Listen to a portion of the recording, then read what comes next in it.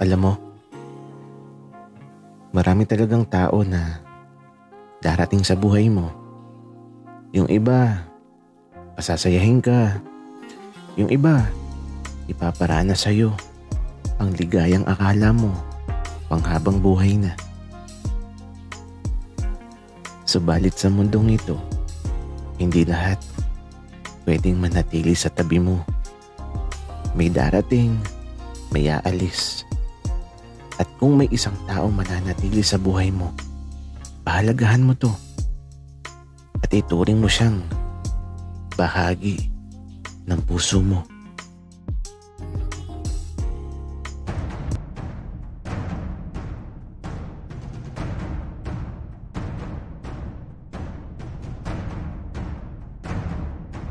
Kaibigan, huwag mong kalimutan mag-subscribe sa aming channel at huwag din kalimutan i-click ang notification bell at subscribe button. Subscribe na!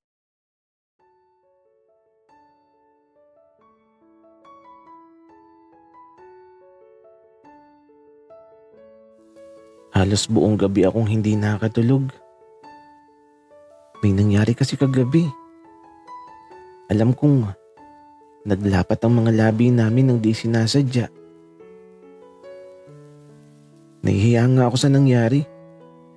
Kasi naman, di talaga sinasadya yun. Kaya eto, sa paglipas ng buong gabi, iniisip ko lang yun. Di ko na nga alam kung anong oras ako nakatulog, basta nakatulog na lang ako na iniisip ang sandaling di ko inasahang mangyayari. Ang unang halik sa gabing madilim. Kaya naman eto, nang magising ako, medyo tanghali na pala. Pero teka, asaan si Eddie? Wala kasi dito sa silid ko. Kaya eto, lumabas ako subalit wala din siya sa sala o sa kusina. Si Papa lang ang nakita ko na nanonood ng TV sa sala. Nasaan kaya si Eddie? Papa, si Eddie. Nakita mo? Kasama ng mama mo, anak. Nasa palengke. Bakit mo hinahanap? Miss mo na. Look, bakit ko mamimiss yun, Papa? Pauwi na din yun, anak. Kanina pang umaga umalis at saka mamaya babalik ka na sa Maynila. Lagi mong iingatan ng sarili mo. Papa, huwag kang magalala. Lagi ako nag-iingat at saka Papa, kapag kasama ko si Eddie, hindi ako natatakot. Oo, alam ko. Halika nga dito, anak. Samahan mo akong manood ng TV.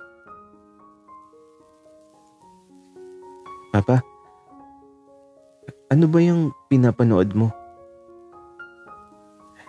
Ewan ko nga ba, anak, kung anong palabas to. Basta binuhay ko lang ang TV. Wala kasing ibang tao dito. Ang mga kuya mo, umalis. Dadayo daw ng basketball. Ganun ba, Papa? Sige po, manood muna tayo. Kaya ito, naupo na ako sa tabi ni Papa.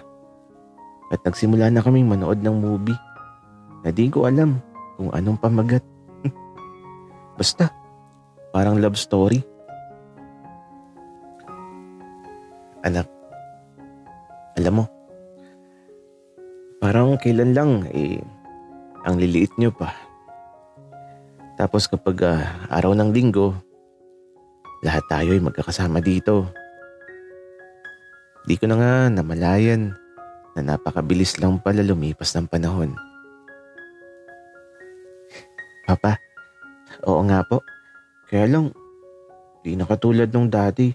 Pero Papa, huwag kang mag-alala. Pagkatapos kong mag-aaral, di ko kayo iiwan ni Mama. dito lang ako sa bahay para lagi kayong may kasama. Anak,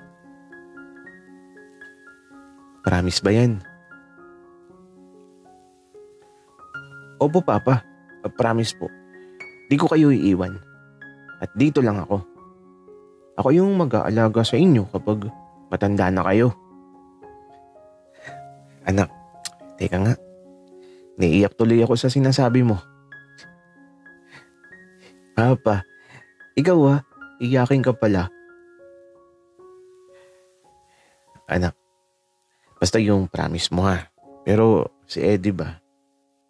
Ano bang meron sa inyo? Kayo na ba? Papa, ano ka ba? Tropa ko lang yun. Kasama sa dormitoryo. Barkada. Ganun lang, Papa. Anak, iba kasi yung napapansin namin ng mama mo. Tsaka, anak, okay lang naman sa amin kung saan ka masaya. Papa, nagkakamali ka kasi magtropa lang kami, promise. Sige anak, sabi mo eh. Oh, andyan na ata sila. Naririnig ko ng tawa ng mama mo. Napatingin ako sa may pintuan. At eto na nga si mama. Nauna na siyang pumasok sa bahay. At si Eddie, kasunod niya, na napakadaming bitbit. Francis, andito na ako. Namiss mo ako, no? Lo, hindi Bakit naman ko ito mamimiss? Anak, sabi nitong si Eddie, nag-kiss daw kayo kagabi. Pero aksidente lang daw. Totoo ba? Mama, hindi totoo yun. Naku anak, mama mo ko. Ganyan din yung sinabi ko sa lola mo nung unang gabing kinain ako ng papa mo. Sabi ko na masyal lang, pero ang totoo, nagbumbuman kami. Mahal, ano ka ba? Nakakahiya sa mga bata. Wika ni Papa. Bakit mahal? Totoo naman, di ba? Wika naman ni Mama. Mahal, oo na. Nagbumbuman tayo pero pinilit mo ako kahit ayoko. Wika ni Papa. Natatawa tuloy ako. May pinilit bang tigas na tigas, mahal? Ikaw talaga? Wika naman ni Mama. Ito yun. Dumiretso na sila sa kwarto nila. Natatawa tuloy ako. Oy, Francis. Tawa ka ng tawa. Baka di mo alam, first kiss ko yung kagabi. Eddie, alam mo, di naman kiss yun. Walang kiss na nangyari. Okay. Eddie wala, pero Francis, sabi ng mama mo, bagay na bagay daw tayo. Tapos, ligawan daw kita. Gagi. Huwag mo nga akong pagtripan, Eddie. Puro kakalokohan eh. Bakit naman kita lolokohin, Francis? Pero, paano kung subukan ko, Francis? Okay lang ba sa'yo? Subukan ng alin, Eddie? Ang ligawan ka, Francis. Sasagutin mo ba ako? Eddie, okay ka lang? Ayoko. Francis, gusto na ata kita. Uy, Eddie, ano ka ba? Umayos ka. Hindi ko alam kung anong biglang naramdaman ko. Gusto ko sanang ngumiti pero ayoko namang magpahalata na pareho kami ng nararamdaman. Gagi.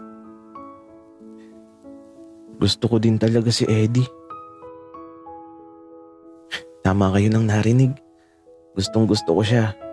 Pero ayoko munang ipakita at iparamdam sa kanya. Gusto ko na paghirapan niya. Eddie, gutom lang yan. Tara kumain. Francis, sige, kumain na tayo. Tara na sa silid mo at kakain na tayo. Gagi, ewan ko sa'yo, Eddie. Francis, sabihin mo lang kapag gusto mong kumain. Kasi, handa na ako.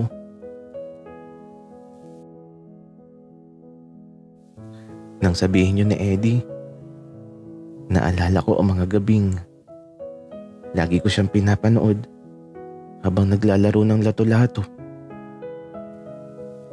Alo, kaya ko bang kainin yun? Nakakatakot. Pero wag muna. Kalma lang dapat. Huwag mo nang isusuko ang bataan.